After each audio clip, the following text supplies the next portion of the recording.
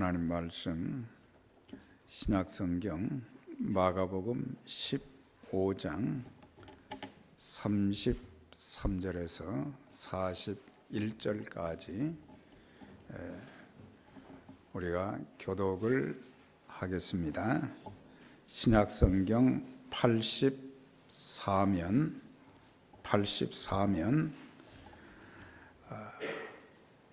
마가복음 15장 33절부터 41절까지 교독을 하겠습니다.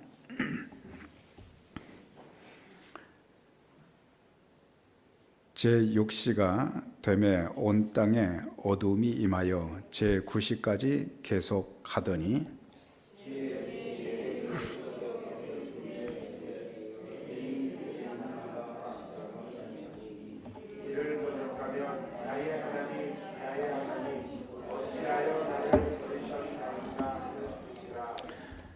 곁에 섰던 자 중 어떤 이들이 듣고 이르되 보라 엘리야를 부른다 하고 한 사람이 달려가서 내년에 신 포도주를 적시어 하나님께 태워 마시게 하고 이르되 아마 너가 엘리야가 와서 이를 내려주나 보자 하더라.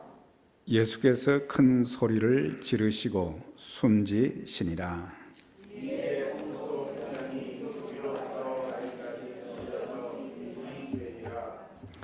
예수를 향하여 섰던 백부장이 그렇게 숨지심을 보고 이르되 이 사람은 진실로 하나님의 아들이었도다 하더라.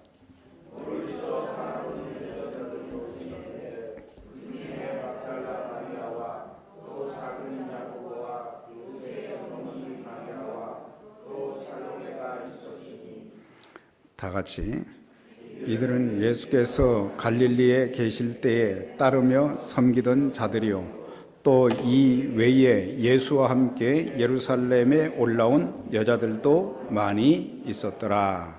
아멘.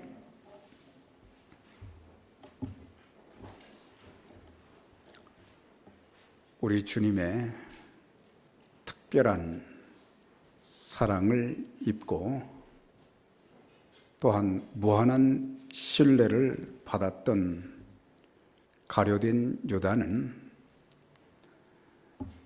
대제사장들과 장로들에게 은 30을 받고 예수님을 팔아 넘겼습니다. 늘 수제자처럼 행동했던 베드로는 어린 여종 앞에서 예수님을 3번씩이나 저주하며 부인했습니다. 그 이외에 다른 제자들은 예수님이 잡혀가셨을 때 다 도망했다고 사복음서는 기록해 주고 있습니다. 또한 한 청년은 잠자리에 들었다가 그를 잡으러 오는 줄 알고 배 혼이불을 걸치고 있다가 나중에 그 배 혼이불을 벗어버린 벌거벗은 몸으로 도망을 했다. 그래서 사복음서는 제자들의 그때 당시에 참 그들의 모습을 아주 적나라하게 소개를 해주고 있습니다. 우리 주님께서 십자가에 못 박히시기 전날 제자들을 불러서 최후의 만찬을 하시고 또한 주의 만찬 예식을 통해서 이것은 너희를 위한 내 몸이다. 너희를 위하여 흘리는 바 언약의 피다. 주의 만찬 예식을 하신 후에 제자들에게 이런 말씀을 하셨어요. 오늘 밤에 너희가 다 나를 버리게 될 것이다. 그랬더니 베드로가 힘있게 말하되 내가 주와 함께 죽을지언정 절대로 저는 주를 부인하지 않겠습니다. 그랬더니 함께 있던 다른 제자들도 말하기를 우리도 절대로 주를 버리지 않겠습니다. 그들의 결심이 한순간에 무참하게 다 무너졌던 것을 보게 됩니다. 종교 지도자들이 보낸 가룟 유다가 로마 군인들을 이끌고 이제 와서 예수님을 겟세마네 동산에서 이제 체포해서 끌고 갔을 때에 제자들은 다 도망을 갔습니다. 그리고 불법 재판을 받으시고 이제 십자가를 지시고 갈보리 언덕까지 가시는 동안 로마 군병들은 잔인하게 예수님에게 채찍질을 가하였고 또한 주님은 무거운 십자가를 지고 가시다가 쓰러지고 다시 일어나고 쓰러지고 다시 일어나고 예수님이 그렇게 쓰러지는데도 예수님의 제자들이 나타나서 내가 주님 대신 십자가를 지겠습니다.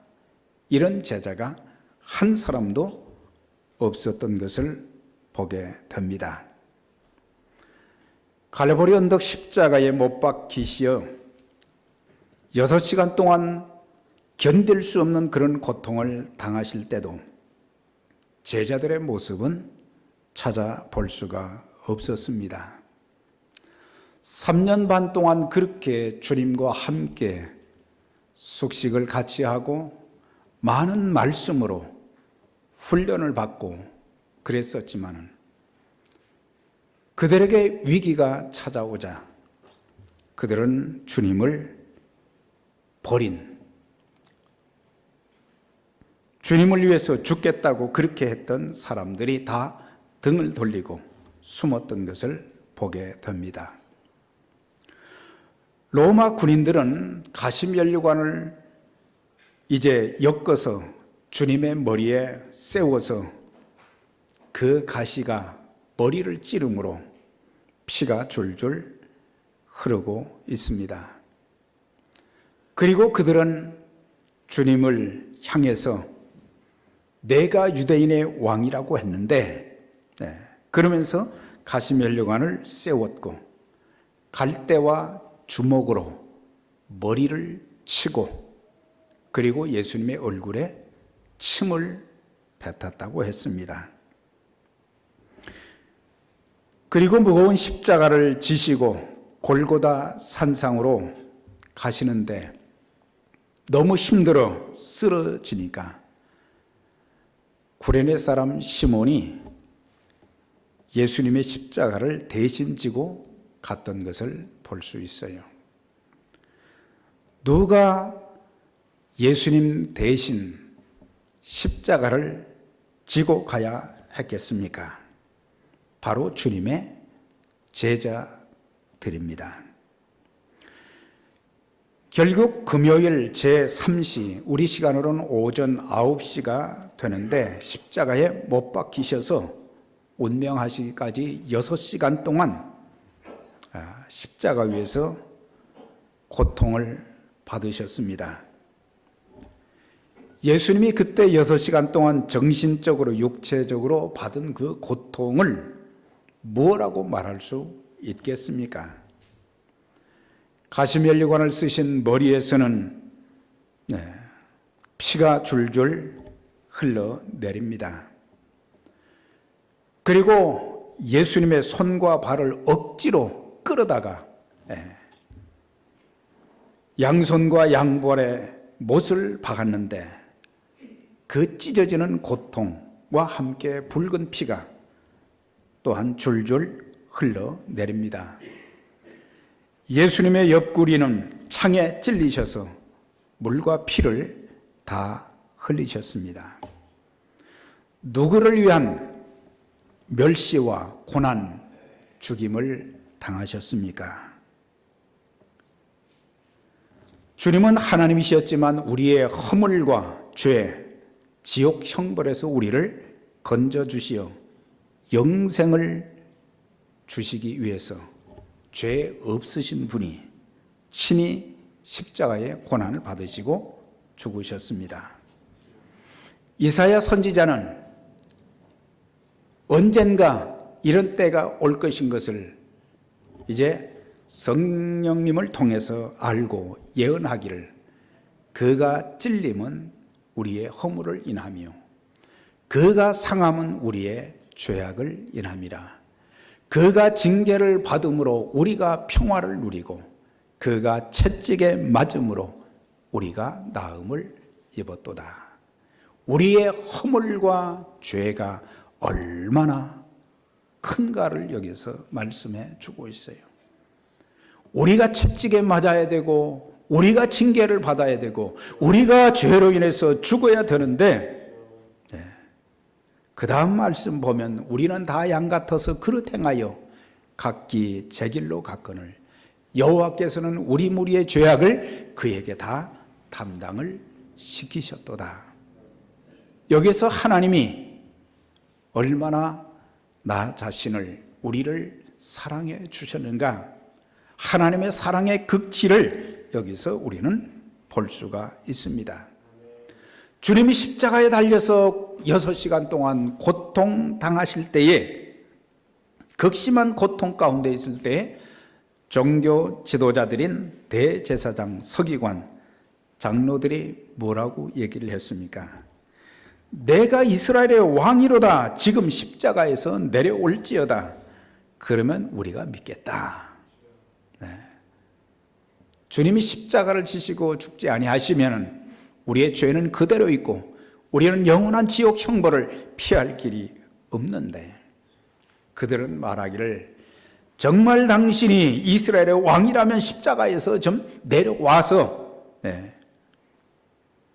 자신을 구원하라. 그러면 우리가 믿겠다. 사실 공생의 3년 동안 주님의 그 사역을 보게 되면은 이스라엘 전역을 다니시면서 천국 복음을 전파하시고 하나님 말씀을 가르치시고 병든 자, 귀신 들린 자, 고통당하는 자들을 위로하시고 오병이의 기적을 통해서 귀신 들린 자들이 또한 귀신이 떠나가고 인생이 온전해지고 주님의 사랑과 주님의 사랑의 손길과 은혜를 받지 않은 사람들이 없었는데, 예수님이 십자가에 못 박혀 고통 중에 있을 때 그들은 머리를 흔들면서 성전을 헐고 사흘에 짓는 자여, 내가 만일 하나님의 아들이면은 자기를 구원하고 십자가에서 내려와 보라. 사람을 죽인 강도죄로 사형언도를 받은 살인 강도까지 예수님을 욕했던 것을 볼 수 있습니다. 이렇게 6시간 동안 모진 고통을 다 받으셨음에도 마지막까지 주님은 그들을 원망하거나 저주하지 아니하셨습니다. 우리는 살면서 조그만 것만 우리 귀에 거슬리고 내 마음에 들지 않으면 우리는 급히 분을 내고 함부로 말하고 함부로 행동하고 내가 주님을 믿는 자인지 그런 것이 의심이 들 정도로 그런 표현을 많이 하는데, 우리 주님은 이사야서 53장의 말씀처럼 그가 곤욕을 당하여 괴로울 때도 그 입을 열지 아니하였도다 그랬어요. 마치 도수장으로 끌려가는 어린 양과 털 깎는 자 앞에서 잠잠한 양같이 그의 입을 열지 아니하였도다. 주님은 그 십자가를 달게 받으셨고 종교 지도자들이나 백성들이나 심지어 강도가 무슨 할 말이 있겠어요. 그런데 그런 사람들이 하는 그런 야유와 멸시 어린 그런 모든 것들도 다 받으시고 아무 말씀도 하지 아니하시고 하나님의 뜻을 이루신 것을 볼 수가 있습니다. 오늘 본문에 보니 때가 제6시라고 그랬습니다. 이것은 우리 시간으로 12시를 말하는 것입니다. 12시부터 시작해서 오후 3시까지 3시간 동안은 온 땅에 어두움이 임했다고 했습니다. 주님은 이 땅에 빛으로 오셨지만 악한 인간들은 그 주님을 알아보지 못했습니다. 저들의 무지와 시기로 인해 예수님을 십자가에 못 박혀 죽임으로 인해서 인간들에게 몰려오는 것은 참담한 절망과 어둠뿐이었습니다. 빛으로 오신 주님을 영접하지 않는 자는 언제나 영원한 어둠 속에서 살 수밖에 없는 것입니다. 9시가 되었습니다. 이것은 우리 시간으로 오후 3시가 되었습니다. 운명하시기 직전에 엘리 엘리 라마 사박다니 어찌하여 나의 하나님 어찌하여 나를 버리셨나이까. 이것은 하나님을 원망하는 것이 아닙니다. 모든 사람들을 죄 가운데서 건지시기 위해서, 구원시켜 주시기 위해서 잠시 동안 하나님께 버림을 당하는 것에 대한 외침이었던 것을 보게 돼요. 예수님 십자가에 달리지 아니하셨다고 하면은 인류의 죄는 어떻게 할 수가 없었어요. 그래서 하나님은 잠시 살아는 독생자 예수 그리스도를 잠시 동안 버리셨습니다. 그것은 우리의 죄가 얼마나 무서운지를 가르쳐 주는 것이고 하나님께서 우리를 얼마나 사랑하셨는가 그것을 보여주는 그런 내용입니다. 우리가 이제 여러분들이 받으신 그 순서지에 이렇게 쭉 보면은 순서지에 보면은 가상 7원이 있어요. 가상 7원. 그걸 우리 한번 같이 좀 읽도록 하겠습니다. 순서지를 보시고 제가 첫 번째 말씀 하면은 여러분들이 그 다음을 읽으시면 됩니다. 첫 번째 말씀.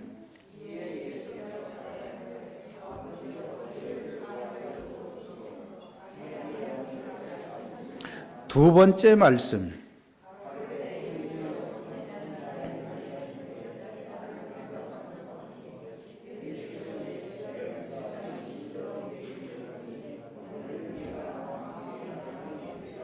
세 번째 말씀.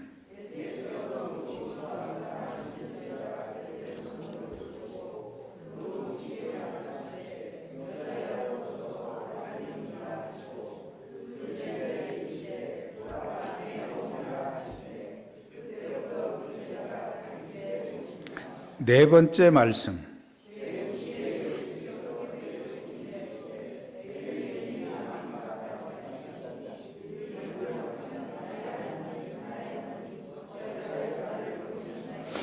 다섯 번째 말씀.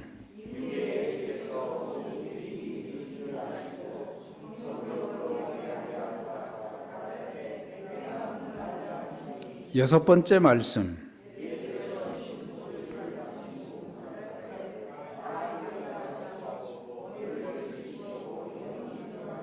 일곱 번째 말씀. 아버지여 내 영혼을 아버지 손에 부탁하나이다 하고 이 말씀을 하시고 운명하시니라. 극심한 고통 중에서도 주님은 아무 말씀도 하지 않고 계시다가 그 다음에 7마디의 말씀을 하셨습니다. 아버지여 저희를 사하여 주옵소서. 저들이 하는 것을 알지 못합니다. 사실 그 고통이 얼마나 심하겠어요. 신음해야 될 시간에 자신을 못 박은 사람들, 저주하며 조롱한 사람들을 위해서 기도하신 것을 보게 됩니다. 우리 주님은 마지막 숨이 멈추는 그 순간까지 기도로 하나님의 일을 하셨습니다. 하나님의 사역의 최고의 가치는 기도에 있음을 우리가 알 수가 있어요. 주님의 그 기도는 이기적인 기도가 아닌 바로 용서의 기도, 사랑의 기도를 드리신 것을 보게 됩니다. 살인 강도로 당연히 죽어야 될 그 사람이 주님 앞에 이런 부탁을 합니다. 예수여, 당시의 나라에 임하실 때에 나를 기억하소서. 그때 주님은 내가 나와 함께 낙원에 있을 것이다. 마지막 순간에도 자신의 죄를 깨닫고 회개한 사람들에게는 바로 예수 그리스도를 통한 영원한 생명이 주어진다는 것을 가르쳐 주고 있습니다. 그리고 십자가 앞에 서 있는 육신의 어머니 마리아를 보시면서 여자여 보소서, 아들입니다.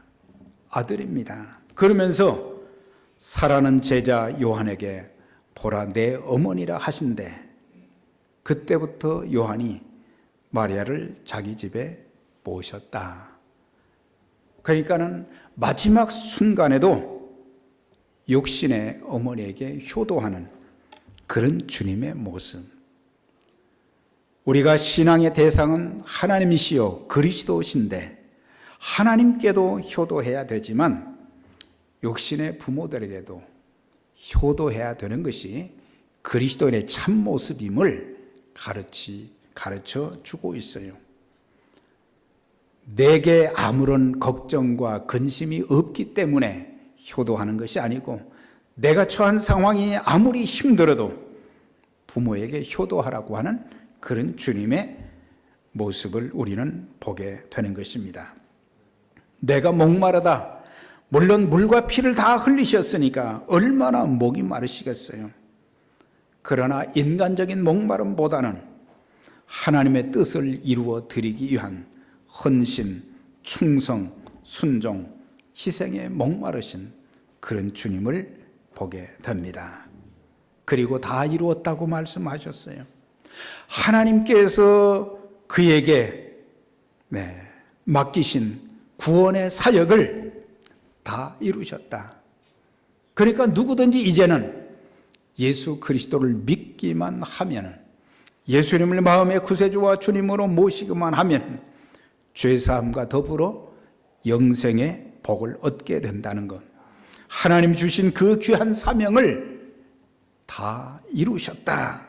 그렇게 말씀하시고 마지막 하신 말씀이 아버지여 내 영혼을 아버지 손에 부탁하나이다. 아버지께로부터 왔으니까 이제는 아버지께로 내가 돌아가게 된다. 그런 말씀이잖아요.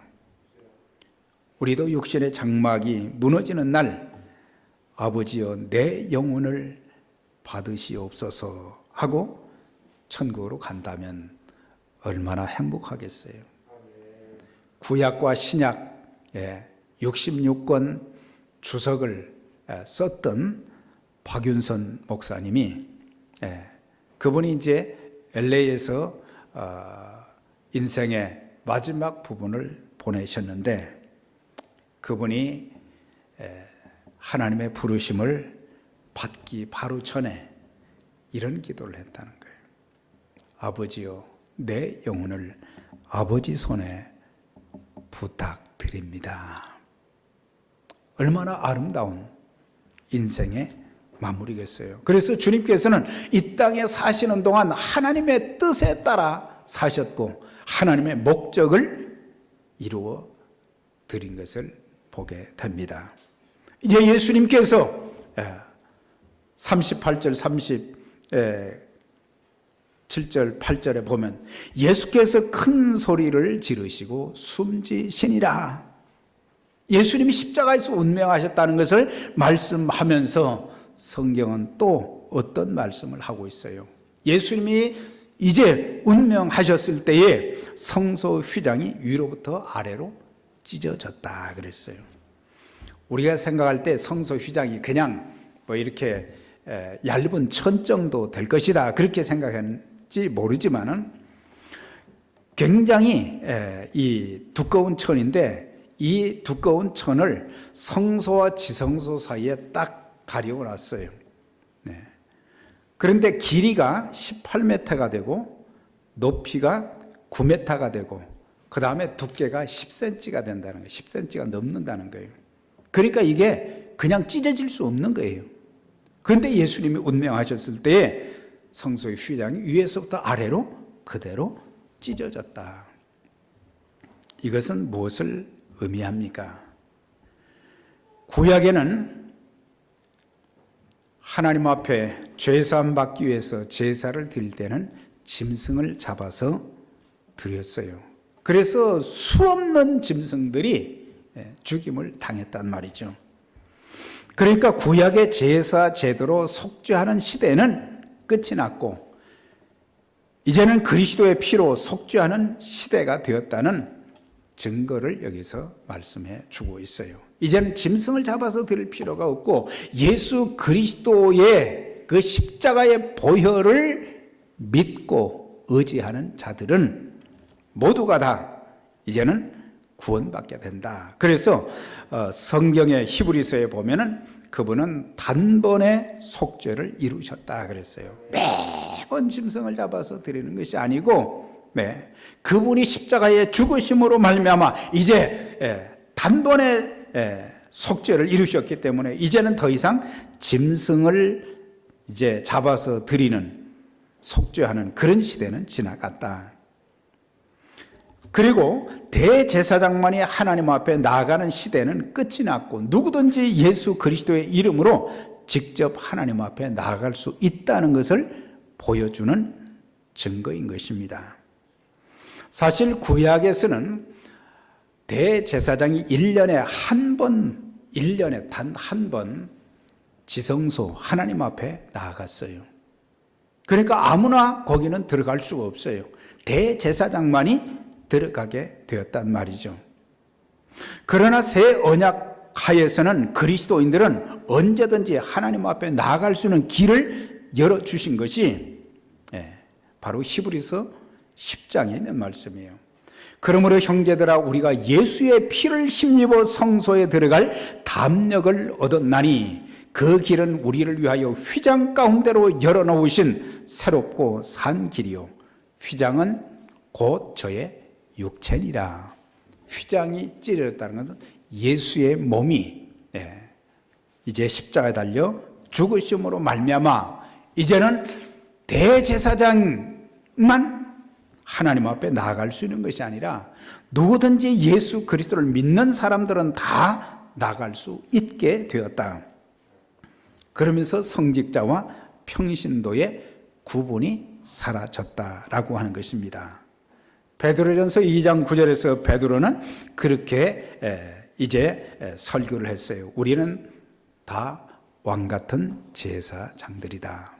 우리가 하나님 앞에 자유롭게 나갈 수 있는 것이 얼마나 큰 축복인데 이런 길이 열렸는데도 주님 앞에 나가지 못하는 사람들이 얼마나 많습니까?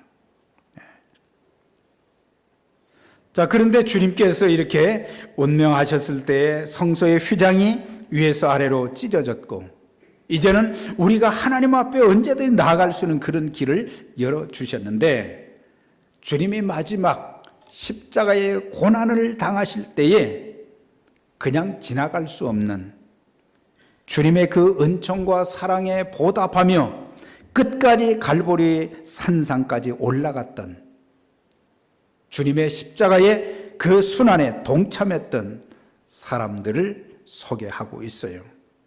특별히 거기에는 예수님을 붙잡는 일부터 시작해서 체포하는 일부터 시작해서 예수님을 십자가에 못 박는 일까지의 전적인 책임을 졌던 백부장이 있었어요. 그가 예수님을 잔인하게 채찍질도 하라고 그랬고 십자가에 못 박으라고도 했고 그런데 마지막 주님이 운명하시고 난 뒤에 그 운명하심을 보고 가상칠언을 말씀하시고 그 고통 중에도 자신보다는 다른 사람들을 위해서 기도하는 그 모습을 보시고 거기서 주님에 대해서 어떻게 고백을 합니까? 그는 진실로 하나님의 아들이었도다 그랬어요. 예수님이 누군지를 확실하게 알았다는 사실이에요. 예.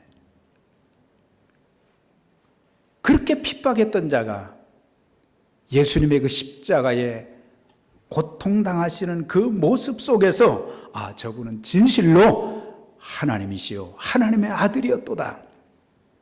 예. 거기서 그의 인생이 달라지는 것을 볼 수가 있습니다. 네. 그 다음에 많은 여인들이 여기에 나오는 것을 보게 돼요.